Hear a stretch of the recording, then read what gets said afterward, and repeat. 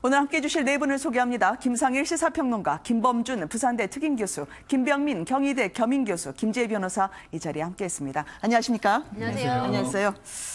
8개월 동안 칼을 간 일본에 맞서서 우리는 오늘도 상응 조치, 칼을 빼드는 모양새였습니다. 그런데 이번에 일본의 결정 배경이 속속 모습을 드러내던데요. 전쟁 가능한 나라 되고 싶은 거 아닐까? 그 근거와 관련해서 영상부터 보시겠습니다.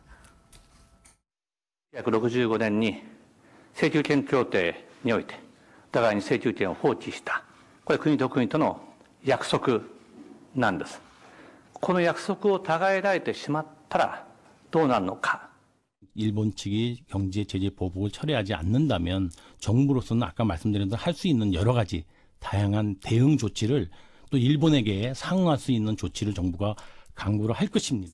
이번 일본의 조치는 한국만을 특정하여 선량한 의도의 양국 민간 기업 간 거래를 제한하는 것으로 다세나르 체제의 기본 지침에 위배됩니다.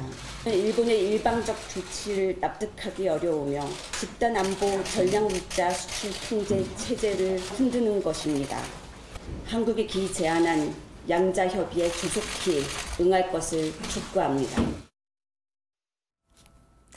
아베 총리가 그런데 잇따라 일본 방송에 출연하면서요, 보복을 정당화하는 듯한 발언을 하고 있습니다. 김병민 교수님, 이 정치 문제인데요, 경제로 으름장 놓는 거 트럼프 대통령 상당히 닮아가려 한다는 분석도 나오던데요. 네, 트럼프 대통령이 이 미국과 중국 간의 무역 전쟁을 벌이고 있는 과정이 반화이 전선을 펴지 않습니까? 네. 반화이 전선을 펴는 과정에서도 미국과 우방적인 국가들과의 연대를 통해서 중국에 압력을 가하게 되는 이 경제 제재 조치 등에 대한 행동을 아베 총리가 그대로 트럼프 대통령을 따라하는 것 아니냐라고 하는 분석들도 적지가 않습니다. 하지만 일본의 아베 총리 같은 경우는 아베 총리와 함께 국제적으로 연대를 결성할 수 있을 정도의 힘을 갖고 있는지에 대한 여부 속에서 트럼프 대통령과의 차이가 있고요. 네. 바로 얼마 전까지 오사카에 있었던 G20 정상회의에서 자유무역을 강조한 측면이 있기 때문에 여기서 지금 이와 같은 일본의 아베 총리의 조치에 대해서 일본 내부에 있는 여론조차도 과연 이런 행동이 정당화된 것이냐라는 물음이 적지가 않습니다. 그리고 두 번째로 이런 조치를 취했을 때 오로지 대한민국 기업에만이 타격을 입게 되는 행동으로 이어져야 될 것인데 한국의 반도체와 디스플레이 소자에 대한 부품을 수출에 대한 제한을 걸게 됐을 경우에 이 내용이 그대로 일본에 있는 기업들에게도 타격을 입을 수 있고 반도체나 디스플레이 등에 대한 수입을 하게 되는 여러 여타 국가들에게까지 영향을 미치게 되면 그 부메랑이 일본으로 돌아갈 수 있기 때문에 아베 총리의 이와 같은 행동이 트럼프 대통령의 행동과는 분명히 결이 다른 방식임을 인지해야 된다라고 하는 비판의 목소리가 적지 않습니다. 네. 그럼에도 일본 신문의 보도에 따르면 트럼프 대통령이 천재적이라고 내게 칭찬을 했다. 마치 칭찬받고 싶어하는 사람처럼 얘기하던데요. 이 북한과의 대화에도 주도적으로 못하고 과거사 문제에 밀리느니 차제의 정상국가로서 미국과 한번 잘해보고 인정받고 싶다. 그런 욕구일까요? 김상일 평론가님. 일단은 그 전체적으로 트럼프 아베 시대의 대표적인 전 국제사회의 모습은요. 네. 민족주의와 보호주의로 나가는 겁니다. 그래서 미국이 계속해서 자국 우선주의를 통해 가지고 이런 그 경제적인 그 기제를 통해 가지고 다른 나라를 압박하거나 이런 것들이 많잖아요. 근데 이제 그 아베가 트럼프에게 굉장히 공을 많이 들였어요. 네. 근데 그거를 그래서 본인도 차용에다가 사용할 수 있다라고 생각을 하는 것 같아요. 네. 그렇지만 좀 전에 김병민 교수가 이야기를 해주셨고 박지원 의원도 얘기를 했지만 일본은 미국이 아닙니다.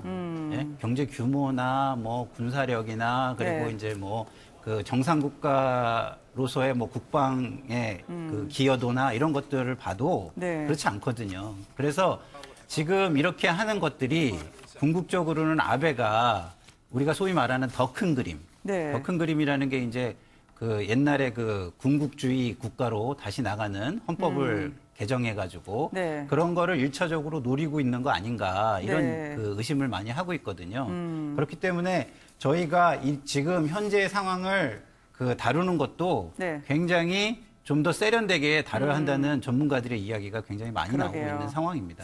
참 이 구로다 전 지국장까지 방송에 나와서 일본의 기여로 우리나라가 발전했다라는 식의 발언을 하던데요. 여기에 우리도 맞불을 놔야 할 텐데 대통령이 아베 총리와 좀談判을 하는 게 필요하다라는 이야기는 계속 나오고 있습니다.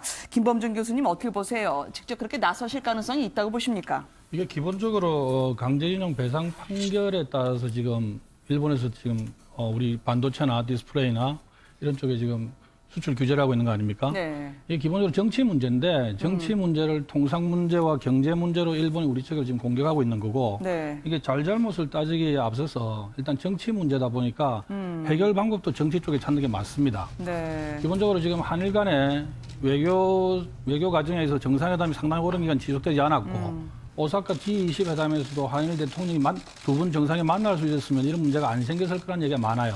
네. 궁극적으로 이거 푸는 해법도 양국 정상 간의 신뢰가 바탕이 돼가지고 이런 부분이 조그만 오해에서 비롯된 걸 수도 있는데 네. 지속적으로서 커뮤니케이션이 잘 되고 소통이 잘 됐으면 이런 문제가 해결될 수 있다고 보는 거죠. 네. 그래서 궁극적으로 해결 방법도 양국 정상 간의 회동을 추진해서 요새 많이 얘기되는 톱다운 방식으로 푸는 게 한 방법일 수 있다 봅니다. 예. 네. 우리 쪽에서도 뭔가 논의를 하고 있긴 하는데 우왕좌왕하는 거 아니냐라는 게 여권의 여당 내부에서도 지적이 나오긴 했습니다. 이 가운데 좀 궁금한 게요. 정치적 보복이라고 서면 브리핑을 했다가 다시 보복적 성격이라고 문구를 수정하던데 이걸 왜 그렇게 했을까요, 김상희 평론가님? 기본적으로 이제 그 확전을 좀 자제하면서 아까도 말씀드렸지만 좀 이제 세련되게 해야 되겠다 이런 거고요. 그러니까 보복적 성격이라고 얘기하면서도 이야기하는 게 뭐 네. 아주 뭐 이렇게 그 언론에서는 강경 대응 원칙이라고 이야기를 하지만 이야기를 해보면 국제사회와 공조를 하겠다는 등 뭐 네. 이렇게 아주 강경한 건 아니에요. 현실적인 거를 짚어가면서 네. 대응할 것은 대응하겠다라는 원칙적인 이야기지 네. 아주 강경한 대응은 아니거든요. 뭐 제가 볼 때는 지금 뭐 그 국민들의 불안이 큰 상황에서 움직이는 네. 모습을 보여주는 건 굉장히 좋고요. 네. 그다음에 경제 분야에 있는 사람들과 정보를 공유하면서 방법을 찾아가는 것도 굉장히 좋습니다. 네. 여기서 나가서 그 국제사회와 공조할 수 있는 부분이 어딘지 민간에서 그 유력한 그리고 친일 네. 뭐 우호주 인사들과 공조를 해서 할 수 있는 것은 무엇인지 이렇게 네. 차근차근 찾아나가면서 대책을 찾아나가는 그런 네. 모습을 앞으로도 정부가 네. 가야 할 거라고 저는 생각합니다. 예. 움직임을 보이면 좋을 텐데 김 교수님, 이해찬 대표 같은 경우에는 이 여권 내에 다른 목소리에 X표 한 게 계속 오늘 회자가 되더라고요. 예, 예. 왜 그랬을까요? 기본적으로 이게 대일 그 청구권, 대일 네. 1965년도에 한일 간의 청구권 조약이 문제가 됐던 거죠. 네. 지금 이제 얘기 나오는 게. 근데 지금 여권 내부에서도 일본의 무역 보복이 한국 정부가 실제로 시기를 놓쳐버린 부분이 있다고 얘기하는 게 실제 작년 10월 달에 일본에서 에칭가스 관련해 가지고 한번 수출 규제가 있었습니다. 네. 그리고 올 3월 달에 아소다로 일본 부총리가 또 한번 어떤 형태로든 보복 조치가 있을 수 있다고도 말씀도 했어요. 그리고 지금 현재 지금 정부 내에서 TF팀이 구성돼서 일본의 지금 무역 규제, 무역 보복에 대해서 대책 회의라고 하고 팀을 네. 구성한 게 7월 1일입니다. 불과 며칠 안 됐죠. 사실은 이미 오래전부터 이런 징조가 보였고 네. 이런 부분에 대해서 정부 차원에서 충분히 준비를 할 수 있음에도 불구하고 그동안 사실상 정부가 방관하고 손을 놓고 있었던 측면이 있습니다. 실제로 오히려 민간 기업에 이런 걸 사전 정보를 취득하지 못했냐고 지금 네. 정부가 민간에 얘기를 할 정도니까 여당 내부에서 정부의 대응이 안일했다, 정부의 대응이 미진했다고 얘기하는 건 충분히 나올 수 있는 얘기라고 봅니다. 네, 아마 저 행보 보고 같은 말이 반복이 되니까 비공개로 넘어가자라는 취지였다라고 민주당 내에서도 해명을 하긴 했는데요. 지금 일본 이야기를 해드렸습니다만 그렇게 아베가 따라하길 원한다는 트럼프 대통령도 결국은 누군가를 따라하는 거 아니냐는 비아냥을 정면에서 맞고 있습니다. 그 배경이 지금부터 보여드릴 영상 때문에 나왔던 건데요. 잠깐 보시도록 하겠습니다. That same American spirit that emboldened our founders has kept us strong throughout our history. To this day, that spirit runs through the veins of every American patriot. It lives on in each and every one of you here today.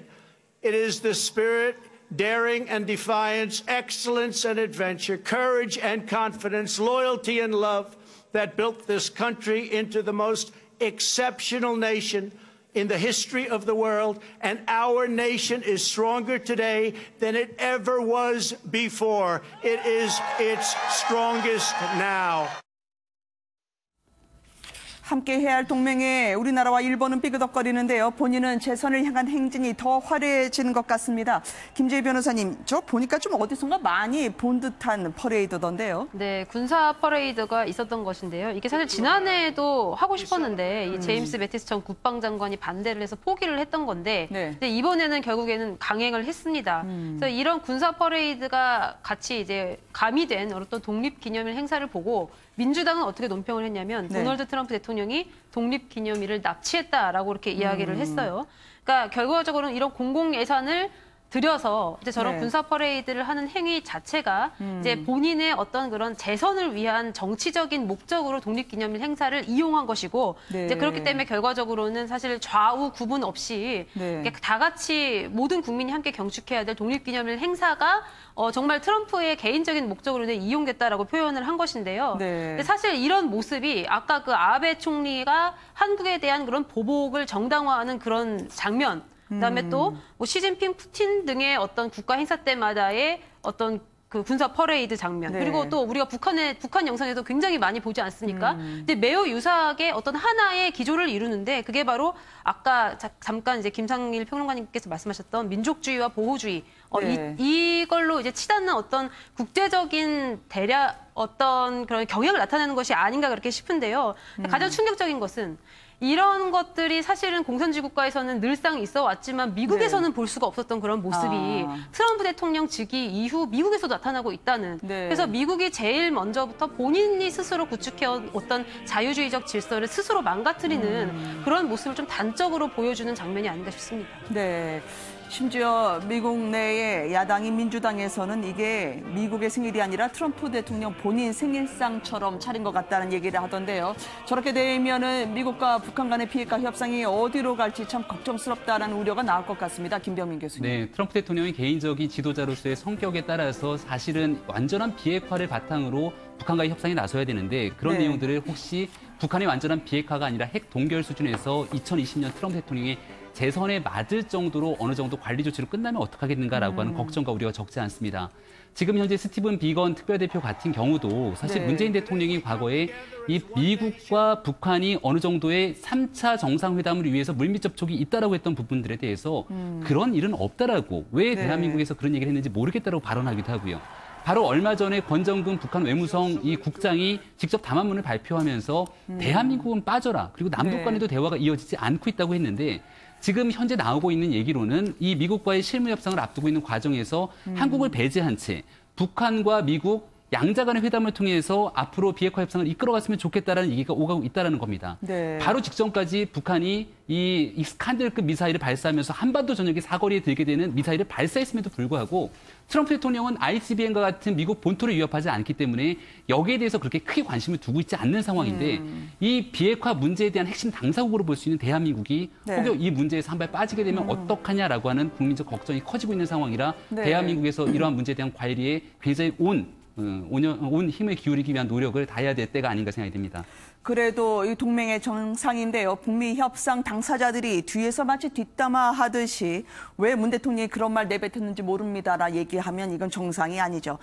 이 김정은 위원장도 그렇고요. 북한과 미국만의 테이블을 벌리는 게 분명히 그들에게 유리하진 않을 텐데 득실이 뭐겠습니까, 김상일 평론가님? 그러니까 미국은 사실상 이제 하노이 정상회담 이후에 그 좀 약간 체면을 구긴 면이 있잖아요, 트럼프가. 그래서 그런 것을 그 정상적인 트랙으로 올려놓는 것 정도의 지금 전략이지 이것을 어떤 성과까지 가져가겠다라는 전략은 아닌 것 같아요. 그렇기 때문에 그 재선 전에 이것을 좀 약간 나쁜 악재를 그냥 정상적인 악재 그리고 쇼 되는 사진 한 컷 이것을 가져가려고 하는 거고요. 북한 입장에서는 실리가 굉장히 중요합니다.